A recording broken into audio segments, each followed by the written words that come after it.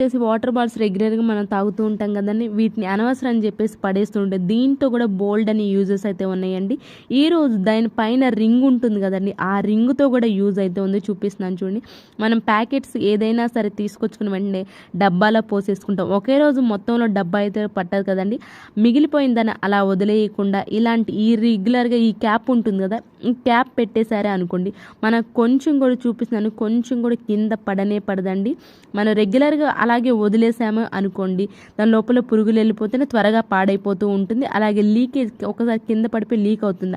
అలా కాకుండా పైన రింగ్ పెట్టేశారనుకోండి, మనకు సూపర్గా వర్క్ అవుతుంది. ఐ హోప్ ఈ టిప్ కూడా నచ్చిందని అనుకుంటున్నానండి.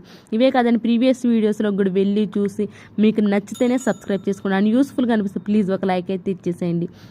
నెక్స్ట్ టిప్ వచ్చేసి ఒక బాక్స్ అయితే తీసుకోండి. దీనిలో నాఫ్థలిన్ బాల్స్ ఉంటాయి కదండి, ఆ బాల్స్ని 2 వేసేసుకోండి. దీనిలో కారం ఏదైనా, నాకు ఇదైతే పాడైపోయిన కారం అండి, ఇది మా ఇంట్లో ఉంది కాబట్టి, లేదు అంటారు మీరు రెగ్యులర్గా మీరు వాడుకునేదైనా సరే ఒక 2 స్పూన్లు వేసేసేయండి ఒక బాక్స్లో.